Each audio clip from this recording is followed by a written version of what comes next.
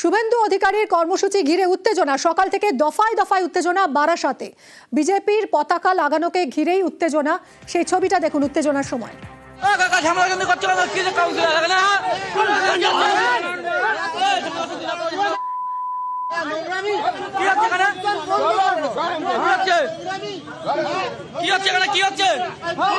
ভয় পেয়ে নোংরা হচ্ছে না, এটা কি হবে? এটা কি হচ্ছে না বললে তোমরা এখানে লাগাচ্ছ কেন? এটা কি হচ্ছে? শুভেন্দুর পক্ষে হচ্ছে, এটা কি হচ্ছে এখানে? এখানে তোমার পক্ষে হচ্ছে এখানে এসছে কেন? হ্যাঁ, শুভেন্দু অধিকারী আসছে, তৃণমূল পতাকা লাগাচ্ছে, ভয় পেয়েছে তৃণমূল। কথা বলবো জিয়াউল আমাদের প্রতিনিধির সঙ্গে। জিয়াউল, কেন এরকম পরিস্থিতি হলো? দেখো, আজকে বারাসাতে কন্যা সুরক্ষা যাত্রা, অর্থাৎ বারাসাতে কলোনি মোড় থেকে একেবারে চাপাডালির সহদল মাঠ পর্যন্ত সেই কর্মসূচি এবং সেখান থেকে মিছিল করে একটি পথসভা করবেন।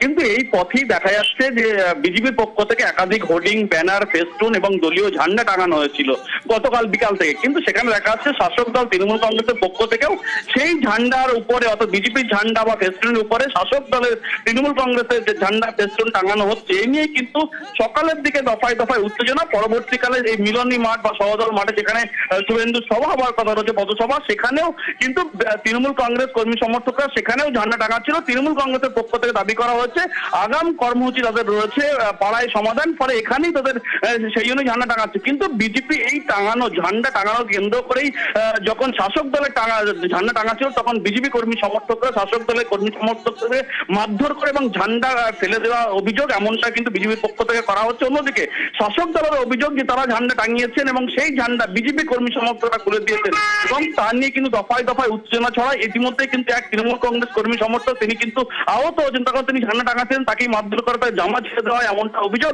পরবর্তীকালে বিশাল পুলিশ বাহিনীকে অবস্থা নিয়ন্ত্রণে। কিন্তু আজকের এই বিকাল 4টের সময় এই দলীয় শুভেন্দুর এই অনুষ্ঠান, ফলে তার আগেই কিন্তু দফায় দফায় উত্তেজনা পরিবেশ তৈরি হয় বারাসাতের চাপাডালি মোড় থেকে শুরু করে সহদল মাঠ থেকে একাধিক এলাকায়। এখন এলাকার কি পরিস্থিতি? দেখো, এই মুহূর্তে বিশাল পুলিশ বাহিনী ঘটনাস্থলে রয়েছেন, অর্থাৎ যাতে এই নতুন করে কেউ ঝান্ডা নিয়ে বা এই ঝান্ডা টাঙানোকে কেন্দ্র করে নতুন করে উত্তেজনা সৃষ্টি না হয়, তার জন্যই কিন্তু বিশাল পুলিশ বাহিনী একেবারে এই যে পুরো জায়গা, রাস্তাটি, অর্থাৎ মিলনী মাঠ থেকে সহদল মাঠ, পুরো রাস্তাটাই কিন্তু পুলিশ বসানো হয়েছে বলে কোনো নতুন করে কোনো গন্ডগোলের সৃষ্টি না হয়। ধন্যবাদ। এই রাস্তা দিয়ে আমরা পতাকা লাগাচ্ছিলাম, কয়েকজন বিজেপি কয়েকজন বিদ্যুৎ বলে একটা ছেলে, আরো কয়েকজন রায় ছোট বাপ্পা, তার গায়ে এসে পিছন দিক থেকে আচমকা কিল, চড়, লাথি ঘুষি মারছে আর ছেলেদের আরো অনেকটা মেরেছে।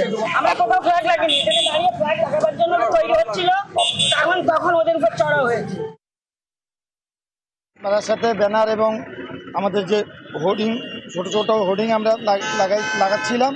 কিন্তু আমরা দেখলাম কালকে রাত থেকে এখানকার শাসক দল তারাও আমাদের সাথে সমান তালে ব্যানার লাগিয়ে যাচ্ছে। যেখানে আমরা ব্যানার লাগাচ্ছি, যেখানে আমাদের হোর্ডিং থাকছে, তার উপরে গিয়ে তারা ব্যানার লাগিয়ে দিচ্ছে, সেখানে গিয়ে ঢাকার চেষ্টা করছে। কেন হঠাৎ গায়ে হাত দিল কেন? ওই ফ্ল্যাগগুলো লাগিয়েছি কেন ওখানে? কোথায় ফ্ল্যাগ লাগিয়েছিল? ওই রেলিং এর মধ্যে ছিল কয়েকটা। এখানে তো আজকে তো এখানে একটা বিজেপি একটা কর্মসূচি আছে, সেখানে আপনার ফ্ল্যাগ লাগাচ্ছিল। খুলে নিয়েছি, কথা বললে মিটে যায়। ওনাদের একজন ছিল বলছে ঠিক আছে কথা বললে আমরা মিটিয়ে নেব, তা সত্ত্বেও উনি গায়ে এসে হাত দিলেন। কোচবিহারে এসপি অফিস ঘেরাও অভিযান শুভেন্দু অধিকারীর নেতৃত্বে, আর সেখানে শুভেন্দু অধিকারীর কনভয় হামলার ঘটনায় এবার থানায় অভিযোগ দায়ের হলো। উদয়ন গুহ সহ 41 জনের বিরুদ্ধে অভিযোগ দায়ের। কোচবিহারের পুলিশ সুপারকে মেল শুভেন্দুর আইনজীবী শুভঙ্কর রয়েছে, আরো বিস্তারিত জানাবে। শুভঙ্কর, কাদের নাম রয়েছে?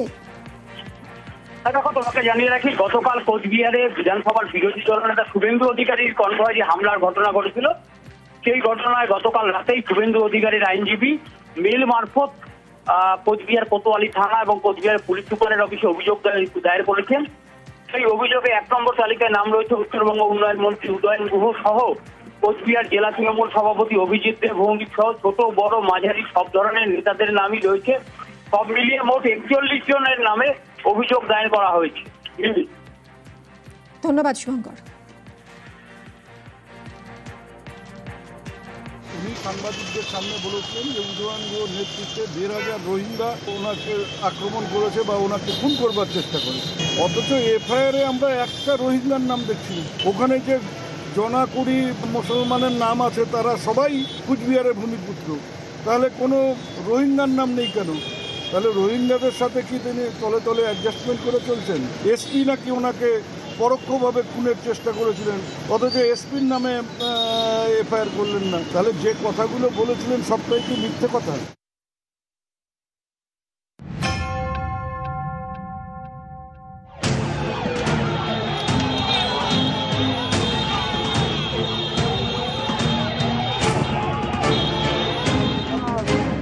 এটা যখন ভাঙতে পারেনি, পাথর দিয়ে এটা ভেঙেছে, পাথর দিয়ে ভেঙেছে।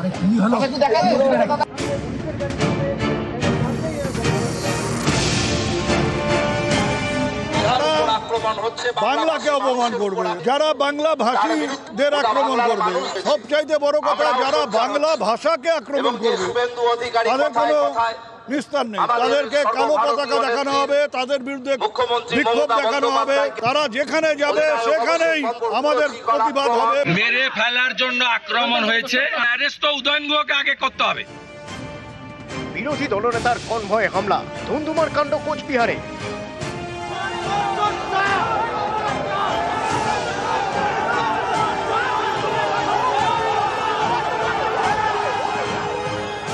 বিজেপির নেতাকর্মীদের উপর হামলার অভিযোগ। মঙ্গলবার কোচবিহারে পুলিশ সুপারের অফিস ঘেরাওয়ের কর্মসূচি। এই কর্মসূচিতে যোগ দিতে যাচ্ছিলেন শুভেন্দু অধিকারী। বিরোধী দলনেতার কনভয় খাগড়াবাড়ি পৌঁছতেই পরিস্থিতি উত্তপ্ত হয়ে ওঠে। বিক্ষোভ দেখাতে শুরু করেন রাস্তার দুপাশে দাঁড়িয়ে থাকা তৃণমূল কর্মী সমর্থকরা। হামলা হয় শুভেন্দু অধিকারীর কনভয়ের উপর।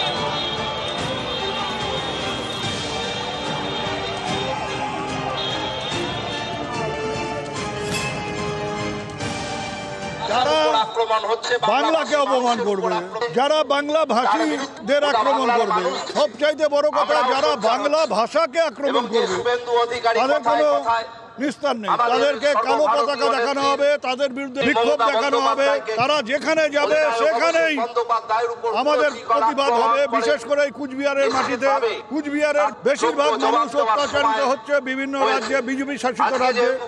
কাজেই কুচবিহারের প্রত্যেকটা মাটিতে, প্রত্যেকটা এলাকায় বিজেপির বিরুদ্ধে আমাদের বিক্ষোভ হবে এবং কুচবিহারকে আমরা বিজেপি মুক্ত জেলা করব। মেরে ফেলার জন্য আক্রমণ হয়েছে, অ্যারেস্ট তো উদয়ন গুহকে আগে করতে হবে। কালকে এই খবর আমি পেয়ে governor, DGP, chief secretary, home secretary সবকে আমি দিয়ে এসেছি। পুলিশ বিরোধী দলনেতাকে খুন করতে চেয়েছিল। প্রত্যক্ষ খুনি যদি উদয়ন গুহ হয়, পরোক্ষ খুনি হচ্ছে ধৃতিমান ভট্টাচার্য। এই খুনির সঙ্গে কোর্টেই দেখা হবে। কয়েক বছর আগেও কোচবিহারে ছিল পদ্মের শক্ত জমি। ছবিটা পাল্টে যায় 2024-এর লোকসভা নির্বাচনে। কোচবিহার আসনটি বিজেপির থেকে ছিনিয়ে নেয় তৃণমূল। তারপর একের পর এক ধাক্কা। সিতাই বিধানসভা কেন্দ্রে উপনির্বাচনে বিজেপির হার, একের পর এক গ্রাম পঞ্চায়েত হাতছাড়া। কোচবিহারের হারানো জমি ফিরে পেতে মরিয়া শুভেন্দু অধিকারীরা। এরই মাঝে সম্প্রতি কোচবিহারের একাধিক বাসিন্দাকে এনআরসি নোটিশ ধরিয়েছে বিজেপি শাসিত অসম সরকার। এতে রাজনীতির পারদ আরও চড়েছে। এই পরিস্থিতিতে শুভেন্দুর কর্মসূচি ঘিরে কোচবিহারে তুলকালাম।